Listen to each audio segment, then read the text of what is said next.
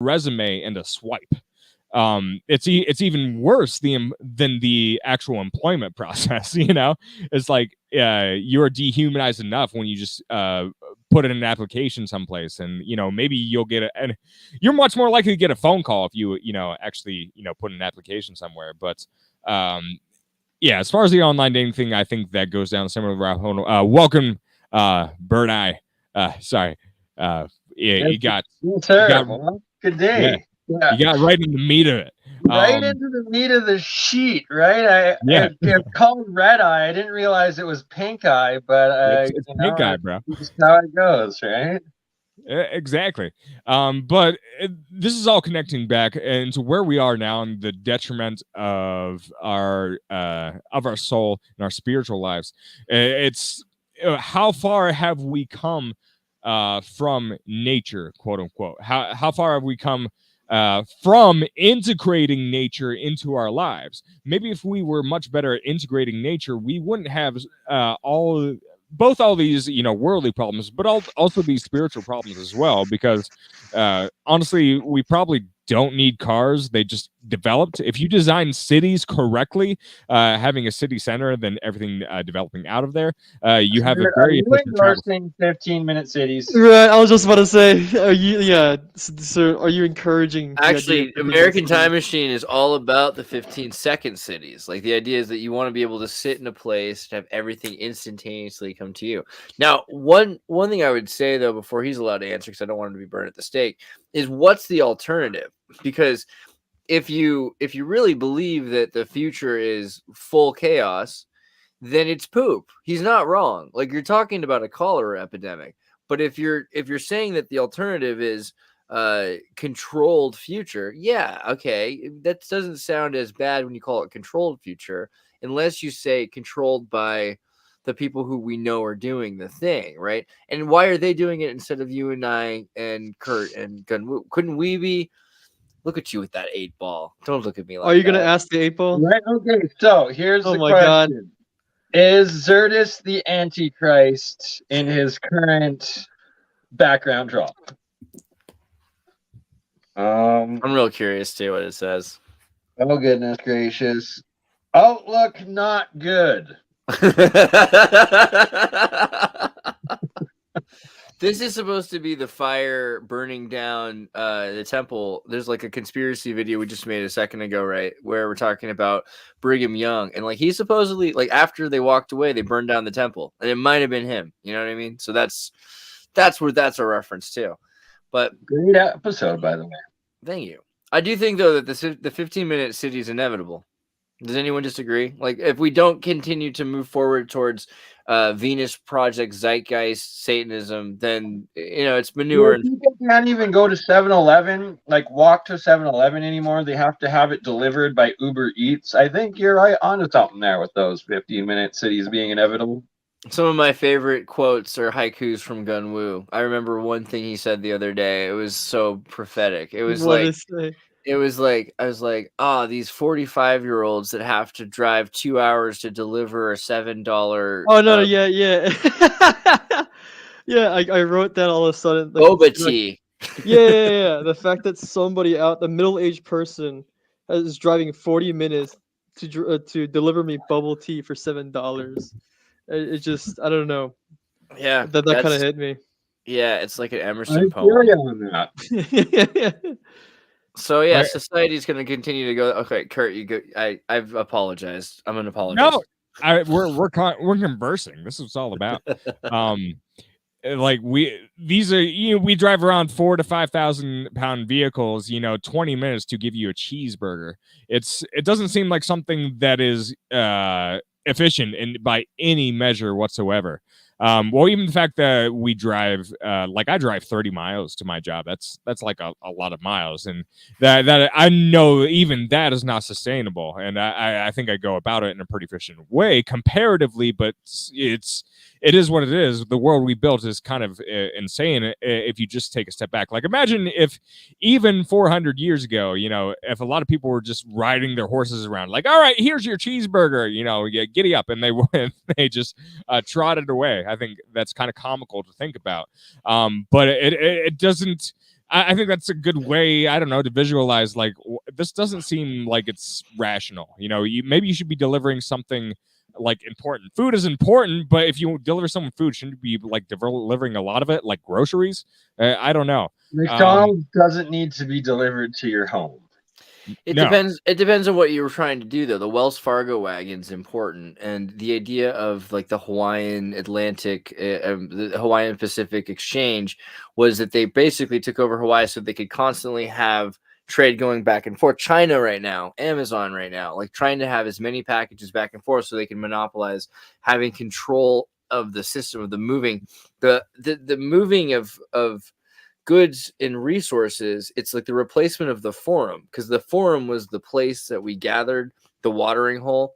And so instead you have the circuit now, and the circuit is like an old West idea, but it's really a sheriff idea. The sheriffs brought this from the Middle Age. Yeah, this is post-Rome. It's post-Romanism, because after you lose the Roman roads, because the Roman roads have then tariffs from highway robbers, like the robber barons are now collecting tariffs to protect their parts of the roads. So you have isolated areas, and the only way to keep that going is to constantly be having goods and exchanges of services to have economy. So the running of the house, and then that household becomes, you know, one kingdom to another kingdom, or they marry their kids, right? So this is the other thing. Is it better to put someone in jail for their crimes for 20 years or 5? Or does it make more sense to make them drive 2 hours commuting to work every day for 20 years? You know, it's actually kind of a naraka. We've built this suffering for people that deserve it. I don't know if everyone does. I don't think we all do, and I'm glad I don't do it. But there's a lot of people that love life the way it is. They hate other things. They're against growth. They like really want to be able to just use the sacrifice of other people's effort or of God's effort or something so that they can just coast. You know what I mean? And part of that is that they just need to be in a car for 2 hours suffering back and forth. I don't know. Maybe that's Dharma. Is that cold? Am I cold? Am I the Antichrist? I was going to add on. I wouldn't be restreaming this or here if I thought so. What I was going to add on to that was so you know, you're talking about the absurdity of how we live life currently, that are using a Ford F-150 to deliver like a hamburger or something. but this I guess the whole habitus or the business model of this country is all built around the maxima of convenience, that on layered with the freedom to do whatever you want. To embrace that absurdity, as Andreas mentioned, some people love the way life is currently, and they're all about it. It's like the personification of Senator Armstrong. I don't know if you get that reference. But the personification of what? Senator Armstrong. No. Yeah, that's the video game guy. Yeah. Senator. Somehow I ended up watching his entire like character arc on a video game I never played, but pretty much like there's a lot of people, especially in the South where I live, that have fully embraced this persona unironically. Great satire. And then they with no sense of self-awareness at all. Complete Americanism. I like the look of it already. I never seen it. So like the dilemma of muscular Mormon missionary is what that outfit was right there. Look at that. But the dilemma of that is like whether or not should we allow. Oh yeah, that's Mormon like yearly calendar sales. Yeah, he really did it there. It's like Breaking Bad, but it's like. The part of the plot is that he like voluntarily mutated himself.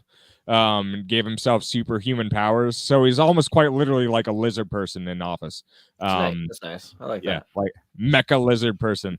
I don't know. I forget the rest of it, but like, he has the good politician face. Did you know that Mormons believe in Bigfoot sometimes? Okay, so this came up because I did this thing where I'm talking to a bunch of people, and they were. I know this is kind of a tangent, and it's a distraction from poop, but.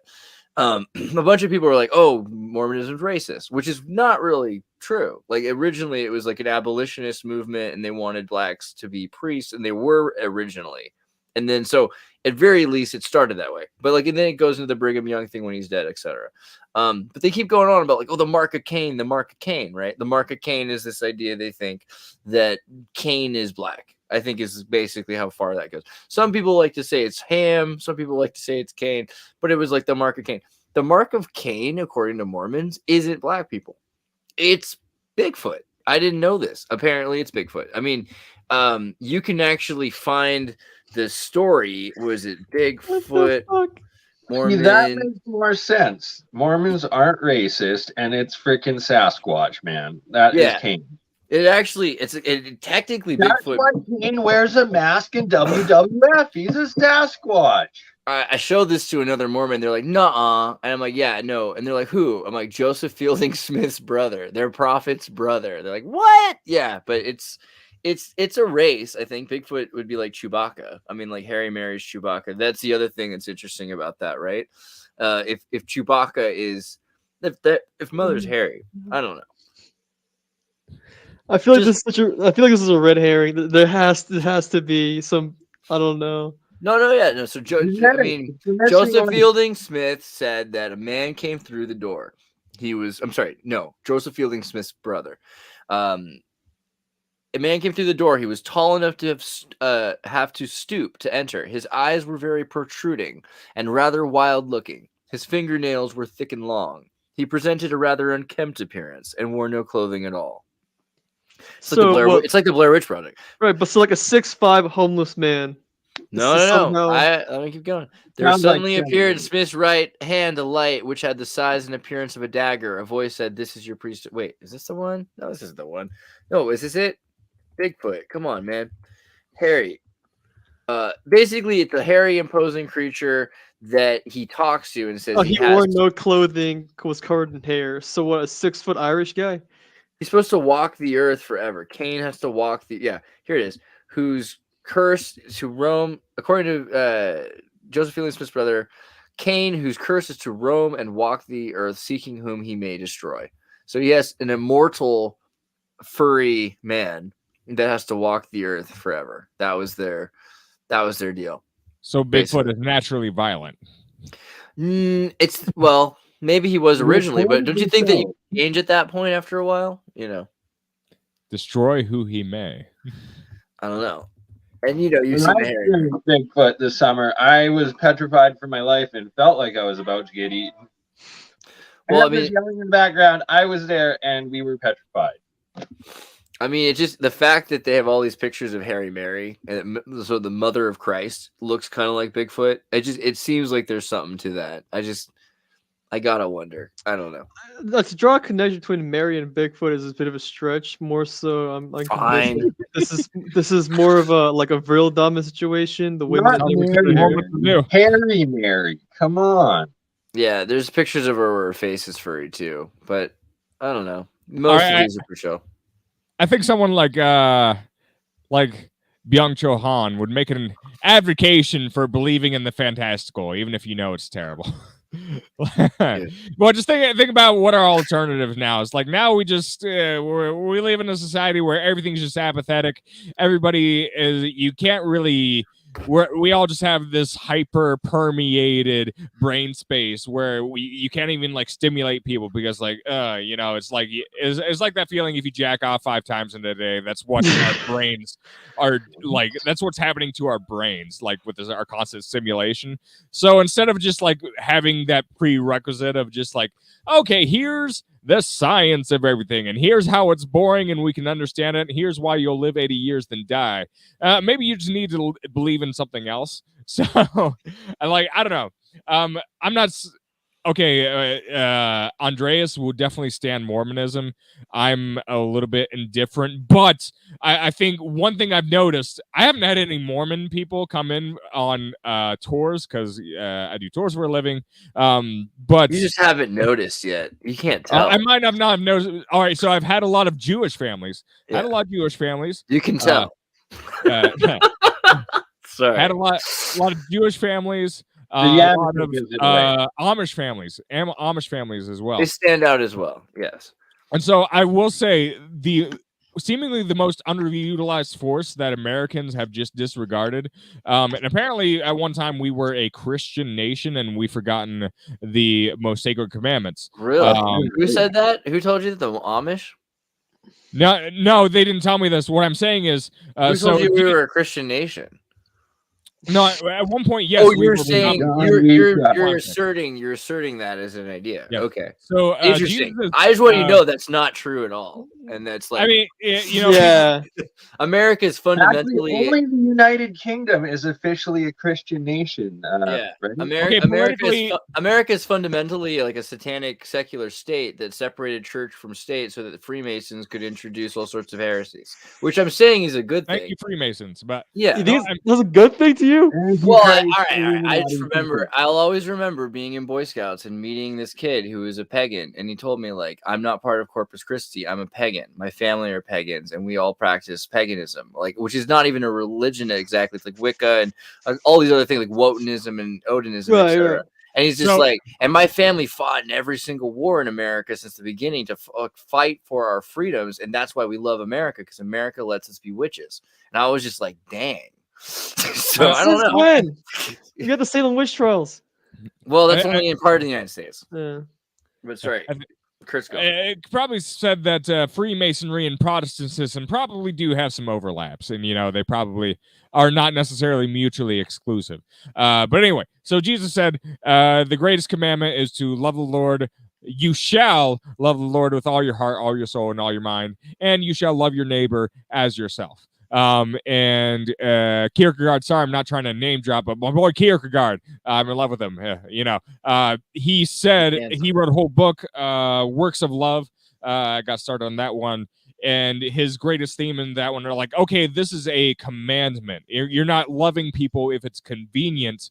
You shall love people, and you shall love yourself in a godly way, and invite other people into that sort of godly love that you have for other self and other people. And that's how you actually love the divine. So I think that is actually a profound thing. And I think every denomination is a little bit heretical because they stray from that central commandment that's supposed to be the greatest commandment ever. Anytime you start bitching about gays and homosexuality, you're forgoing that commandment. Like who fucking gives a shit if it's if you know rape is being involved, whatever, like right, something different, but whatever people do in their own bedroom, it's their own business, sort of thing. Just keep it there. Yeah, I think we've had enough lessons about homosexuality with a much larger problems on the table. Where I was going with that is that a lot of these families, a lot of these tight-knit families that still have parts of religion that are acting as a binding force between them and their families, you can tell there's something a little bit special going on. And here's how I describe it. Sometimes I'll do my tours, and admittedly, I won't be able to do the sciencey part of my tours. Like, oh, here's the cave. You know, here they say it's millions of years old. Whatever. I won't be able to do that because they tell basically the administrators or the parents. They're like, hey, don't do that. You know, and that's fine. Whatever. We're a commercial tour. Don't talk about dinosaurs tonight. Yeah, exactly. But so sometimes on these tours, I'll hear them sing. And sometimes it's actually they'll start singing on the tours because it's a cave. They want to hear the walls. So I'll hear 20 people. In the case of today, it was 20 adolescent Jewish girls. They decided they wanted to sing as what is it, Zemafit or whatever their traditional songs are called. I think there's a Z in there somewhere. But they were actually incredibly good at it, and it was incredibly beautiful. So imagine rounding up 20 people anywhere else in society and bringing them into a cave or a setting and saying, hey, sing like a choir, and I want it to sound beautiful. What are the chances of that actually happening? We are losing anything that actually binds us together and creates something collectively beautiful. And family, actually, we're missing familial belonging, and we've constructed a system that is actually blocking our ability to create those systems, to create those family structures that allow for that unity. And one thing that Han argues that rituals actually have the fundamental effect of slowing down time, like actually, like physically transforming time and distorting our collective realities. When we start to lose those rituals, we actually have the acceleration of time, or at least the psychological acceleration of time. So one of the main things I think I've learned from having a lot of these religious groups come through and being exposed as a semi-secular person, but also, at this point I'm pretty Buddhist. I believe in the spiritual world, is that we definitely have thrown out the baby with the bathwater when it comes to secularizing the general public and replacing it with the worship of state and worship of work. It's not fucking working. We know it's not fucking working, and we're like, what the hell is the alternative? And well, we know there's an alternative, and we think it's too cringe. We think believing in God is too cringe, bro. Why don't you be based and just worship the science, bro? It's yeah. You gotta be Jesuit enough to worship the same thing. It's like this is when you start thinking that atheism and theism are different things, you don't know enough about either of the things. That's like what I'm starting to find about both people. And it's really like interesting because they're really so similar that they do the same thing. Where they're like, nope, that's it. I get it. It's just crazy. It's amazing because like it's such a anti-Socrates horseshoe, yeah. paradox. Yeah. Well, just like Socrates says that I know nothing, right? That's the paradox, to know that I finally know something as I know nothing. It's more than Descartes. It's like hyper meta Descartes. But instead, they're thinking, well, I know everything I need to know, which is just like, blah. It leaves a sour taste in your mouth, this idea. Do you know what heresy means?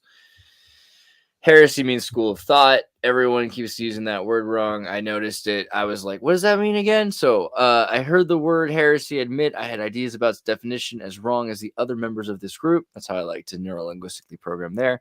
From Latin, heresis, school of thought, philosophical sect, derived from the Greek hereses, a taking or choosing for oneself, a choice, a means of taking, a deliberate plan, purpose, philosophical sect, school, from the heresetai, taking C's middle voice of harain, to choose. By the 16th century, this word had started to mean different things, including, I think, sodomy.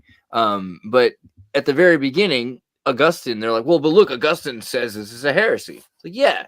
He's talking about different freaking groups of people that had different schools of thought. St. Ambrose was all about that. He's like, yeah, this group does it this way. That group does it that way. They use too much water. Doesn't bother me. There were just differences of ways things happen. And women were included more in certain places even. There's just all sorts of things.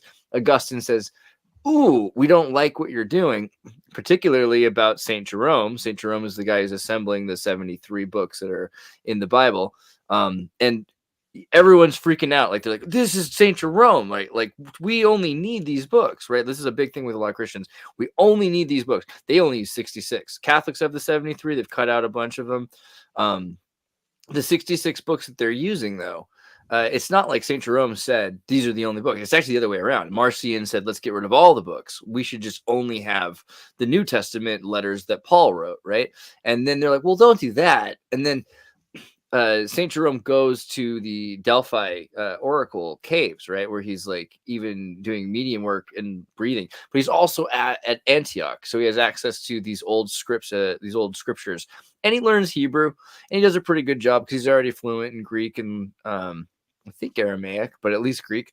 And so he ends up writing and translating, and yeah, I think also Latin. He ends up translating these old scriptures. And so at that point, you got the Septuagint, but he's like, no, let's look at these ancient Hebrew scripts. And they're like, this is not to be included. Like, why would we ever want the Jewish text? Like, this would be crazy. The whole thing is we have Jesus. And he's like, well, I think it would be worth it to include more than less, and so even then they're like, Augustine's like, this guy's a heretic, and he's putting out these books, and some of these books I don't agree with, And so that leads to people saying, oh, well, heretics are bad because they have their own school of thought. They're not in our school of thought, so it must be a different school of thought. And so we start to think of it as this us or them, Martin Buber kind of unanimity -1 paradox, where it's not the way it started out. And it's really weird because it's, again, we're using Saint Jerome, who's not about saying this is the only, he's actually doing the opposite. He's saying we should be including as many things that we can that sound like they're coming from people that are getting divine inspiration, so that we can look through that, right? And it's I find that to be interesting about heresy. Right, like, it makes sense to me what you just said. Yeah, I mean, they call Jesus a heretic, right? Like, I think that's the thing that they. Any new idea essentially becomes heresy until it reaches mass, like, adoption or mass acceptance. Oh yeah, I also made this picture earlier. Forget everything you heard about the past. You have to unlearn what you have learned. You know what I mean? Yeah. Very Xirtus bondish. That bond, careful with that bondish word. Sounds real close. So is there anything? I mean, we're at the 53 minutes. We were trying to do a short one. Are we going to try to go? Is there anything else you guys wanted to cover? We did a lot about the apocalypse. I just wanted to bring up before it's done. Kurt, were you the one that did the AI intro that I use all the time in the Real Science series, or like was that Xirtus, or who did that? I would like to give the song. Yeah, like the song and like the video or whatever. Oh, who did the 1975? It's called 1975. In that case, I did not do it. Yeah. Oh, okay.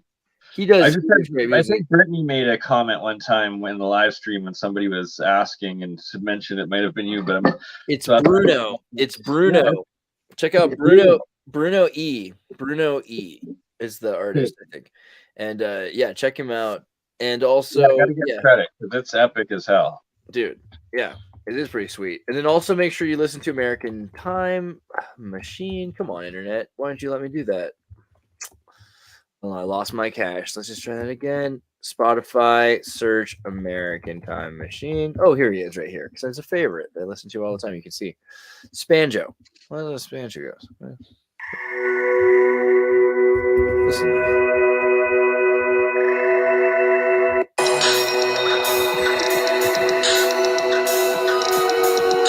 Yeah, right? I can hear Gunwoo listening to this already. When he drinks his boba tea, he'll be like, yeah. Without any copyright infringement, but there's samples of actually Spyro, the original, and really? Banjo-Kazooie. So that's where, if there's any familiarity there, it's like those samples are being stretched. That's brilliant. So you're Paul stretching and Pogotroning at the same time. That's cool. Yeah, but that was pretty much a standard for that entire group of songs. And now I'm in a stretch. I guess I'm taking a step back from the creative aspect, just to, I guess, have perspective. But there are things in life than just to constantly, churn out shit, But American Time Machine, the sponsor of all my words today, right. And American Time Machine will up your market dating value, or mark it up. It'll get it up so high that you will never ever actually have to commit to a relationship ever again. You could just hold on to that feeling indefinitely that you could always do better. So if you do not want to be in a relationship, but to feel like you could be in one, listen to American Time Machine. That also being said, with poop, if you ever want to compost your own poop, very simple, a lot of resources online.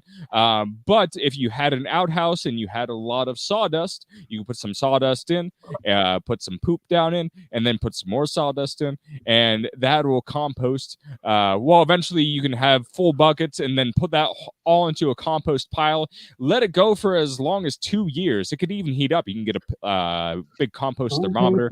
Get to 140 degrees, but that can eventually, it'll turn into something by the end of that process that smells sweet. and then you can use that right? as Fruitful fertilizer. productions. Yes. And this epic red-eye episode. And if you're gonna do manure, just make sure you don't get pink eye. Keep it red. Yeah. And I don't want to do this for Irma right now, but at some point, let's do an episode on why the Apostle Paul was a closeted homosexual. Okay, I think we had a good show tonight. God bless you all. Take care. Good night.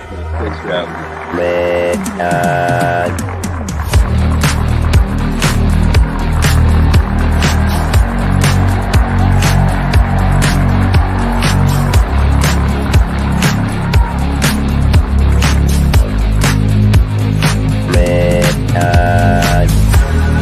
The world is very different now.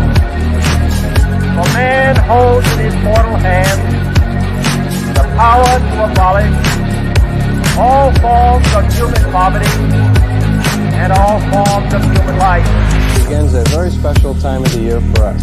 It's the time of peace and reflection. One thing we should all be thankful for is that we live in America, where we have the freedom to change things and the opportunity to grow.